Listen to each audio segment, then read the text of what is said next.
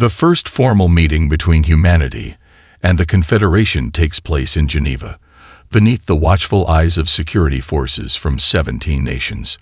The alien delegation, a carefully selected group of 8 representatives from different member species, emerges from their shuttle with deliberate slowness, a gesture of peace in galactic diplomacy that humans misinterpret as hesitation. Ambassador Xanthar, with his iridescent exoskeleton and 4 upper appendages, steps forward first. The universal translator at his thorax vibrates as he speaks. We come in the name of mutual prosperity and knowledge exchange. The gathered dignitaries applaud politely, but Xanthar notices their eyes, analyzing, calculating, searching for weaknesses. Behind closed doors, the negotiations begin. The Confederation offers technological insights that seem generous: medical advances, efficient energy production, improved agricultural methods. What they withhold speaks volumes. Propulsion systems, weapons technology, and planetary defense systems remain unmentioned.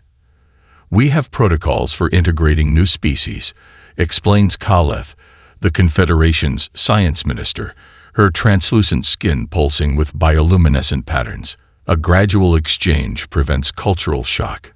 Dr. Eleanor Chen, Earth's lead negotiator, smiles. We appreciate your concern for our development. However, humanity has survived numerous technological revolutions. We adapt quickly. The aliens exchange glances. Too quickly, their expressions seem to say. During an evening reception at the United Nations, Commander Zrel observes human military officials from rival nations speaking in hushed tones. His enhanced hearing catches fragments: orbital defense capabilities, response scenarios, contingency plans. The humans are already preparing for conflict while raising glasses in toasts to peace. Zrel transmits his findings to the Confederation's High Council. These humans organize themselves into competing tribes, yet maintain the ability to unify against external threats. Their history reveals a pattern. They fight amongst themselves until a greater danger appears. Then they become something else entirely.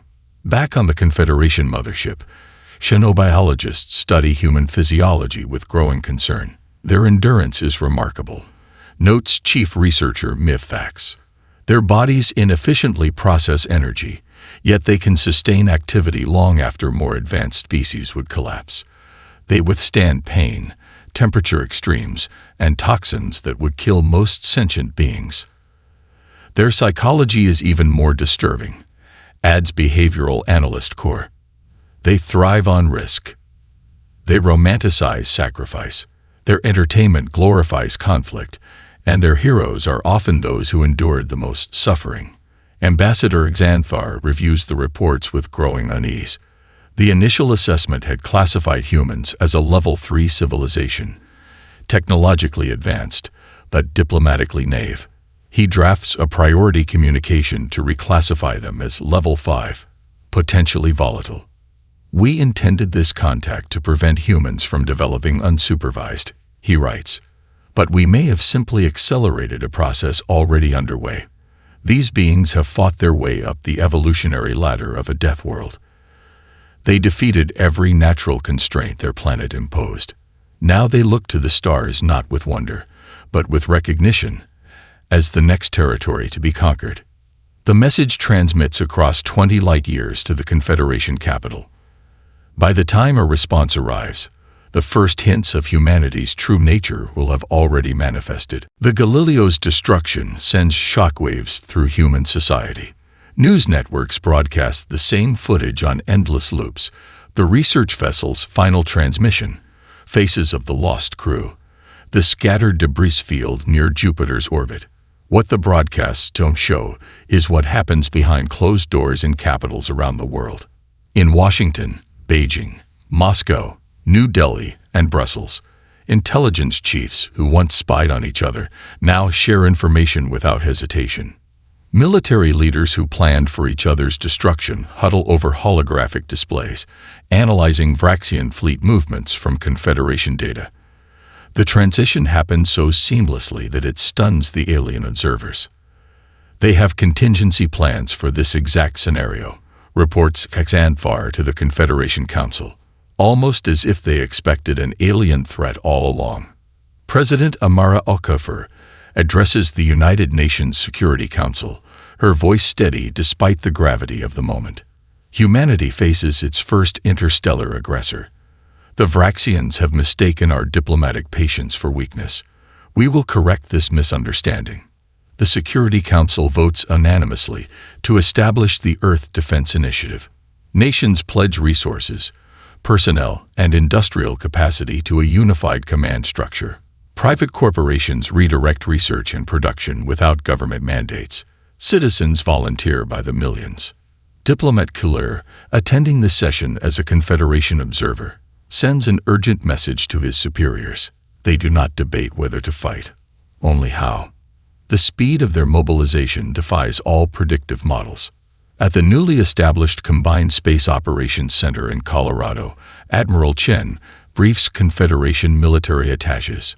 She reveals that Earth has secretly maintained war game scenarios for extraterrestrial conflict since the 1960s.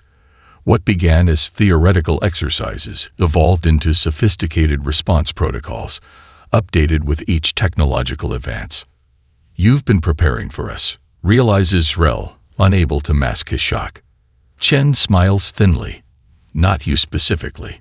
But we've never encountered an alien civilization that didn't eventually become a threat to someone. We simply planned accordingly. The Vraxian Empire, meanwhile, begins to understand their miscalculation. Their intelligence network reports unusual activity throughout the Sol system. Asteroid mining operations converting to weapons production, civilian space stations reconfiguring into defensive platforms, communication satellites repositioning into surveillance networks. On Vrax Prime, War Minister Groden reviews the reports with growing concern. These humans respond to our warning with full mobilization. They are either braver or more foolish than we anticipated. His intelligence director, Thex, disagrees. Neither, my lord. I believe they are something we have not encountered before. The Confederation species negotiate when threatened. The myths surrender. The Talarians seek alliances. Humans. He pauses, searching for the right words. Humans prepare to destroy their enemy. Completely.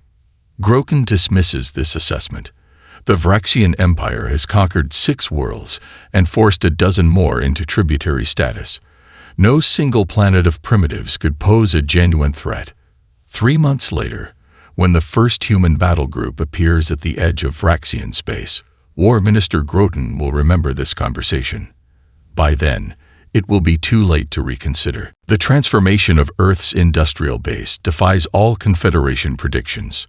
Factories that once produced luxury vehicles now manufacture armored troop transports. Pharmaceutical companies redirect research from longevity treatments to combat stimulants and trauma stabilizers. Universities establish accelerated programs for astrogation, xenobiology, and weapons engineering. Even entertainment shifts. Popular shows incorporate tactical scenarios disguised as fiction, subtly preparing civilians for the realities of interstellar warfare. Dr. Karina Volkov, formerly Russia's leading quantum physicist, now heads the United Earth Defense Initiative's propulsion division. Her team works around the clock in a repurposed automotive plant outside Detroit. Confederation observer Miv Thax watches as they achieve in weeks what took his species decades. How is this possible? He asks Volkov during a rare break. These advances should take years of theoretical modeling before implementation. Volkov sips coffee from a chipped mug, dark circles under her eyes. We've had the theories for decades. We lacked only the catalyst to implement them. She gestures toward the facility teeming with scientists from 30 nations. Competition slowed us down. Now we have cooperation. Elsewhere, on military bases across 6 continents, retired veterans train fresh recruits. Major James Chen, who fought in 3 regional conflicts, drills soldiers from countries he once considered enemies. The Vraxians have technological advantages, he tells them, but they've never faced human adaptability. They expect us to fight like them. We won't. The Vraxian High Command receives increasingly disturbing intelligence. Their long-range sensors detect unusual energy signatures throughout the Sol system. Civilian shipyards at Mars and the lunar colonies reconfigure to produce military vessels at an alarming rate. Most concerning, human ships now incorporate shield technology and weapon systems suspiciously similar to Confederation designs. They've extracted technology from the diplomatic exchanges, hisses Supreme Commander Drezix. The Confederation practically armed them. His subordinate, Captain Mevik, reviews the surveillance footage. Our intelligence suggested it would take them at least 3 standard cycles to develop interstellar military capability. They've done it in 1. On board the Confederation diplomatic vessel orbiting Earth, Ambassador Xanthar meets with the newly formed Earth Defense Council. Their request is unprecedented. They want Confederation star charts of Vraxian territory and tactical assessments of previous Vraxian campaigns. Such information sharing violates our neutrality protocols, Xanthar explains carefully. The Confederation cannot become directly involved in this conflict. Admiral Helena Chen, recently appointed Supreme Commander of Earth's Unified Forces, smiles thinly. Then we'll find it ourselves. We simply fought to save time. She slides a data tablet across the table. In exchange, here's something you might find interesting. Our analysis of vulnerabilities in Confederation defense systems, based solely on our observations during your diplomatic visits. Xanthar's exoskeleton pales as he reviews the document. The humans have identified weaknesses the Confederation's own security teams missed. The message is clear. Help us, or we'll help ourselves. 3 months to the day after the Galileo's destruction, Earth launches its first battle fleet. 73 vessels of varying sizes, each named after Earth's historical warriors and explorers. Leonidas, Shaka, Zheng He, Bonaparte, Boudica. The Vraxians, expecting perhaps a dozen primitive ships, receive reports of an armada advancing toward their territory at speeds their intelligence claimed humans couldn't achieve. War Minister Groton summons his council. For the first time in his illustrious career, he utters words no Vraxian commander has spoken in centuries. We may have miscalculated. Admiral Chen's flagship, the UES Normandy, glides through the darkness of deep space. On the command deck, holographic displays track the positions of Earth's scattered fleet. Not the tight formation the Confederation advisors recommended, but dozens of smaller battle groups moving independently toward different targets. Senior Advisor Kverl, a veteran of 3 Confederation peacekeeping actions, watches with growing discomfort. Your ships are too dispersed, Admiral. Standard doctrine calls for concentrated firepower. Chen studies the tactical display, her expression neutral. Standard doctrine assumes standard responses. She gestures to a young lieutenant who brings forward a holographic model of Vraxian supply chains. We're not attacking their military directly. We're dismantling their ability to wage war. The human fleet's first strikes confound both the Vraxians and Confederation observers. They target automated mining outposts, fuel processing stations, and communication relays, not military installations. Vraxian commanders scramble to defend key military assets while their support infrastructure crumbles. This is not how war is conducted, protests Kverl after the 3rd day of operations. There are protocols, formal engagements, honor. Commander Ramirez, Chen's tactical officer, looks up from his console. With respect, advisor, we're not interested in how war is conducted out here. We're interested in winning. The Vraxian Empire, with its rigid command structure, struggles to adapt. When they finally marshal a response fleet to confront the humans, they discover only empty space where their sensors detected enemy vessels. The human ships have already departed, leaving behind automated drones broadcasting false signatures. On the Vraxian command ship, Admiral Thex slams his fist against the tactical display. Find them. They cannot simply disappear. But the humans have indeed disappeared, only to reappear where least expected. A Vraxian shipyard, previously considered safely behind front lines, suddenly detects 20 human vessels emerging from FTL travel directly in their defensive perimeter, too close for effective countermeasures. Captain Maya Wong of the UES Thermopylae opens a direct communication channel to the shipyard. "We bring terms from Earth Command. Surrender your facility intact, and your personnel will be transported safely to the nearest Vraxian colony. Resist, and we will reduce this station to its component atoms." While the Vraxians consider their options, a concept foreign to their warrior culture, stealth shuttles have already deployed teams of human special forces throughout the station. By the time the station commander decides to fight, key systems are already under human control. Back on the Normandy, Confederation observers watched the systematic dismantling of Vraxian military infrastructure with a mixture of horror and fascination. Their reports to the Confederation Council grow increasingly urgent. Humans do not fight according to any recognized doctrine. They avoid direct confrontation where possible, strike where defenses are weakest, and prioritize strategic assets over symbolic victories. In a private communication to Xanthar, Kavril writes, "Their approach lacks honor, but demonstrates terrifying efficiency. Most disturbing is their psychological warfare. They offer mercy before every attack, creating division among Vraxian commanders, between those who wish to save their forces and those who demand traditional battle to the death. They are systematically eroding not just Vraxian military capacity, but their cultural unity. I fear what such a species might do if ever turned against the Confederation." Admiral Chen, intercepting and decrypting this transmission, merely smiles. The message is forwarded to Earth Command with a single annotation: Phase 1 proceeding as planned. Ambassador Sofia Rodriguez moves through the Grand Reception Hall on Telleria Prime with practiced ease.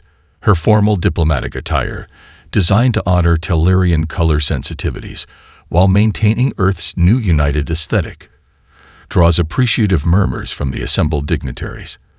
The Tellurians, with their delicate crystalline exoskeletons and 12 sensory appendages, have remained neutral in every galactic conflict for 6 millennia. Until tonight. "Your proposal intrigues us," whispers High Counselor Vix Troll, leading Rodriguez to a private alcove shielded from listening devices.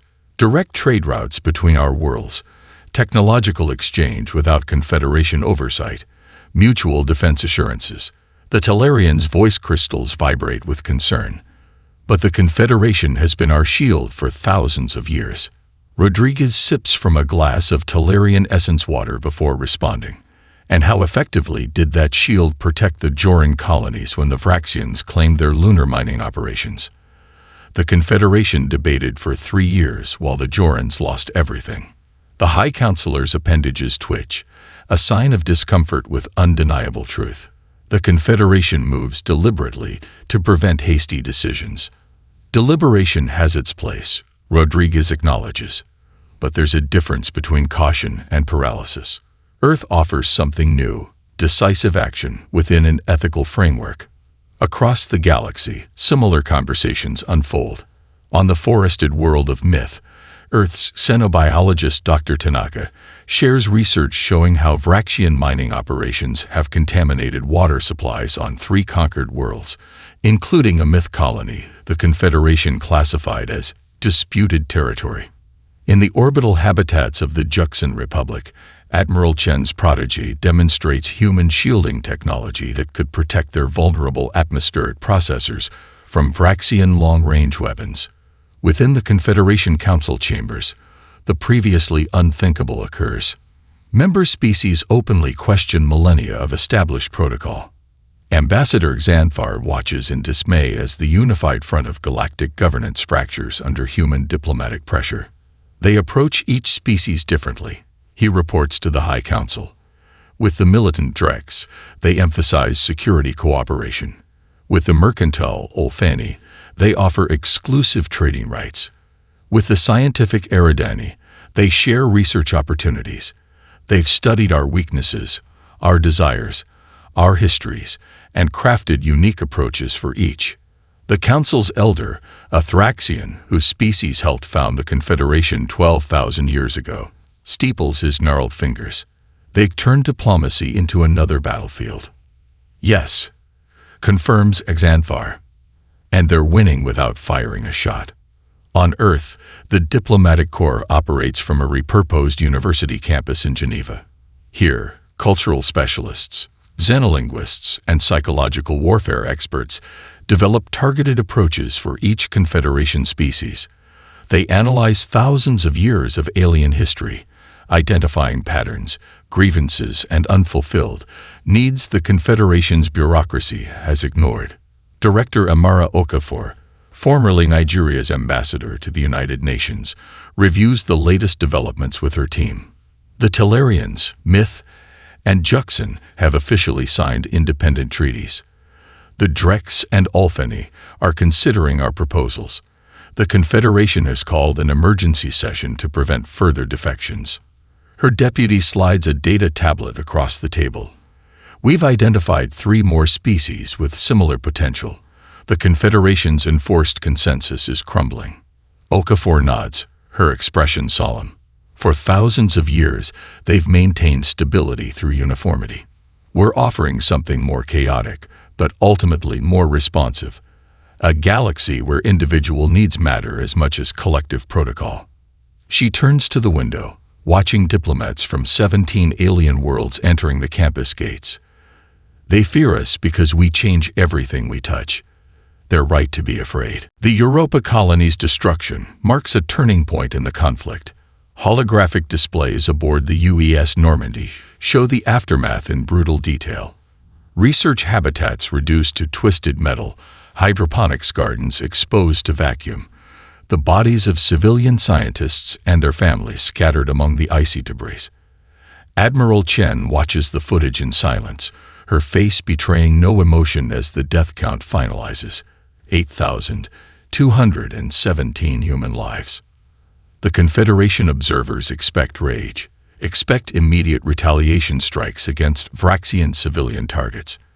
Instead, Chen calmly requests a meeting with her senior staff and the Special Operations Commander. The Vraxians believe they've delivered a crushing blow to our morale. She tells the assembled officers. They expect us to either retreat in fear or lash out blindly in anger. We will do neither. Operation Dark Mirror begins 48 hours later. The first target, the ancestral compound of Fleet Commander Drizix on Vrax Prime. No bombardment, no mass casualties. Just 20 human operatives who infiltrate the supposedly impenetrable security perimeter. They leave nothing but a holographic message hovering above the sleeping chambers of Drizix's mate and offspring. We could have taken them. Remember Europa. Similar messages appear simultaneously in the private residences of every Vraxian commander who participated in the Europa attack. Some find family heirlooms missing, proof of human presence in their most sacred spaces. Others discover their security systems temporarily disabled, their defensive shields briefly flickering. Vraxian society, built on the warrior's belief that combat remains on the battlefield, fractures under this psychological assault. Military leaders rush home to protect their families, abandoning strategic positions. Security forces turn against each other, suspecting infiltration. For the first time in their expansionist history, the Vraxians experience what they've inflicted on others: vulnerability. Dr. Kiveri, the Confederation's leading genopsychologist, studies human transmissions intercepted during this operation. They're implementing what they call targeted psychological warfare. She reports to the Council. It's unlike anything in our records. They don't seek to terrorize the entire Vraxian population, only decision makers. They're creating a direct psychological link between ordering civilian casualties and personal consequence. On the Vraxian homeworld, War Minister Groton faces unprecedented challenges. His military commanders demand protection for their family compounds rather than returning to the front lines. The Emperor, previously supportive of the war, now questions the wisdom of provoking such an adversary. They were supposed to be primitive, Groton argues during an emergency council meeting. They're technology inferior, their tactics predictable. Instead, they infiltrate our most secure locations at will. Intelligence Director Thex, his scales pale with stress, reviews the latest security breaches. Their message is consistent across all incursions. We know who you are. We know where your families sleep. No distance will protect you. They've studied our psychology. They know that Vraxians value lineage above personal survival. In the private chambers of the Vraxian Emperor, an unprecedented discussion takes place. For the first time since ascending the throne 3 centuries ago, the Emperor speaks the word peace without following it with "through victory." The unthinkable has occurred. Humans have made the Vraxians afraid. Aboard the Normandy, Admiral Chen receives confirmation of the operation's success. No Vraxian lives taken, yet the enemy's command structure teeters on collapse. She turns to the Confederation observers, who watch her with newfound wariness. "This is how Earth fights," she explains quietly. "We don't seek to destroy our enemies, but to transform them. The Vraxians need to understand that targeting civilians creates a cost too terrible to bear." The senior Confederation diplomat finds his voice. "What happens next, Admiral?" Chen's smile contains no warmth. "Now we wait for them to make the only logical choice left: surrender." The Peace Conference on Axiom Prime brings together species that have never shared the same atmospheric chamber. The Grand Hall, specially designed with environmental controls to accommodate 17 different biological requirements, hums with tension as the human and Vraxian delegations take their positions at opposite ends of the circular negotiation table. Dr. Marcus Okoro, Earth's chief negotiator and former professor of interspecies conflict resolution, studies the Vraxian delegation with practiced calm. Their military representatives maintain rigid postures, exoskeletons polished to ceremonial brilliance, a show of strength belied by the nervous twitching of their secondary appendages. The Vraxian Emperor's personal envoy, War Minister Groton himself, avoids meeting Okoro's gaze. Confederation moderators open the proceedings with traditional statements of neutrality. Ambassador Exanfar, serving as primary facilitator, invites the Vraxians to present their initial terms. War Minister Groton rises, his voice amplifier adjusted to project confidence he clearly doesn't feel. The Vraxian Empire acknowledges this regrettable conflict has reached an impasse. We propose a return to pre-war boundaries, an exchange of prisoners, and a non-aggression pact lasting 50 standard cycles. The human delegation shows no reaction. Dr. Okoro merely makes a note on his data tablet before responding. "We appreciate the Vraxian delegation's presence today." Earth's terms are as follows. The assembled dignitaries lean forward, expecting demands for territory, technology transfers, or punitive reparations. Even the Confederation observers, familiar with countless peace negotiations, anticipate harsh terms given humanity's current military advantage. Instead, Okoro presents conditions that stun the chamber into silence. Reparations for the Galileo and Europa victims' families, monitored demilitarized zones along shared borders, regular inspection of military installations near human space, and normalized diplomatic relations. "That's all," blurts a junior Vraxian diplomat, earning a harsh rebuke from Groton. During the scheduled recess that follows, confusion spreads through the conference center. The Vraxians huddle in their environmentally controlled chambers, debating whether the seemingly reasonable terms mask some hidden trap. Confederation representatives review Earth's proposal for subtle manipulations or linguistic deceptions their translators might have missed. Minister Groton approaches Dr. Okoro in the neutral refreshment area, violating diplomatic protocol. "I do not understand," he admits, secondary voice sacs deflating in a Vraxian gesture of confusion. "Your forces have crippled our fleet. Your operatives penetrate our most secure facilities. You could demand planetary concessions, technology transfers, even regime change. Why such restraint?" Okoro gestures to a private alcove where they can speak without an audience.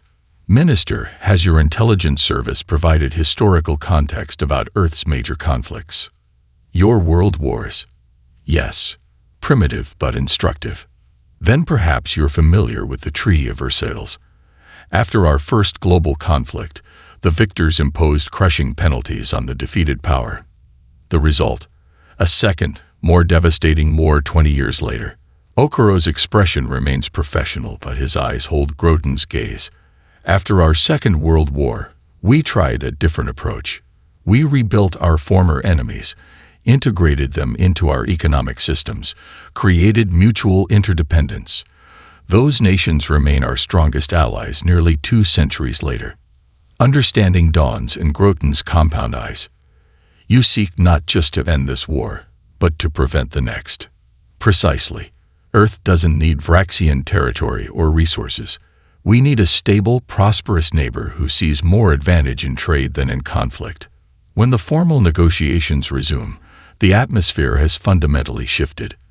The Vraxian delegation, expecting to fight for survival, instead finds itself discussing agricultural exchange programs and cultural ambassadorships. By the day's end, preliminary agreements on 6 of the 9 negotiation points have been reached, an unprecedented pace in Confederation diplomatic history. That evening, Ambassador Xanthar sends a confidential assessment to the Confederation Council. Humanity's approach to victory may be more dangerous than their approach to warfare. They are not merely ending a conflict. They're redefining how galactic powers interact with defeated adversaries. The long-term implications for Confederation influence cannot be overstated. One standard galactic year after the Terran-Braxian Peace Treaty, the political landscape of known space bears little resemblance to its former configuration.